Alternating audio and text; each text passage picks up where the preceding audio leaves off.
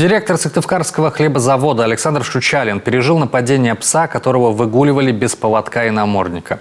Итог – гематома на теле, ссадина на ноге и руке, порванная одежда. Неизвестно, что стало причиной нападения, возможно, запах свежей выпечки от директора хлебозавода, тем не менее обошлось малой кровью. А вот в селе Айкино Усть-Вымского района встреча с агрессивным питомцем на самовыгуле закончилась плохо. От зубов собрата пострадала лабрадор по кличке Лора, собаку пришлось срочно везти в Сыктывкар на операцию. Павел Королев продолжит.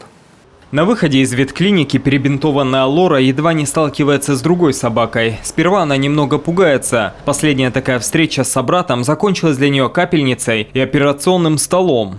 Случилась прям настоящая трагедия, она прямо до операции дошло дело. Собака агрессивная, накидывается. Я сегодня была вообще в шоке, потому что я пыталась собаку отодвинуть от своей, отталкивала, уворачивала. И вон, смотрите, у меня даже коленка все поранено, потому что я сама падала и кричала на все село. В 6 утра все люди спят, мне помочь некому было. И собака вот у меня моя сорвалась, убежала ближе к дому, и только так мы спаслись. Иначе собаки сегодня моей бы не было в живых. По словам Галины, это уже не первый такой инцидент. Ранее собака местного жителя уже нападала и на Лору, и на других четвероногих питомцев села. Говорят, были случаи агрессии в отношении людей. При этом жители Айкино неоднократно делали замечания владельцу о том, что его животное ведет себя агрессивно и самовыгул недопустим. Но тот игнорирует жалобы сельчан. Мне хочется, чтобы как-то хозяева услышали наконец-то меня, потому что я уже оповещала хозяев, просила принять меры.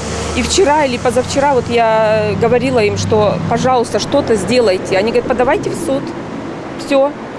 И в суд нужно обращаться, уверен депутат Госсовета Коми, лидер партии «Зеленая альтернатива» и большой любитель домашних животных Виктор Бетехтин. По его словам, если люди не понимают, то их, как и питомцев, нужно воспитывать. А перед обращением в Фемиду обязательно написать заявление в полицию. Но в первую очередь нужно обращаться опять же в отдел полиции, который у нас есть, да, по данному району, потому что все-таки это надо. У них хорошо прорегулировано это в законодательстве, и этот факт, он должен быть зарегистрирован в первую очередь.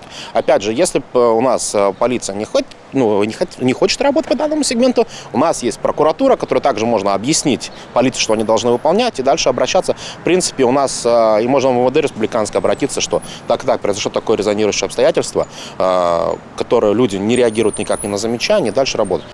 Между тем, Госдума предлагает увеличить несколько раз штрафы за самовыгул питомцев, от зубов которых нередко страдают люди. Нынешний штраф 500 рублей не шибко бьет по карману тех, чьи питомцы гуляют сами по себе. Павел Королев, Олег Юшков, телеканал Юрган.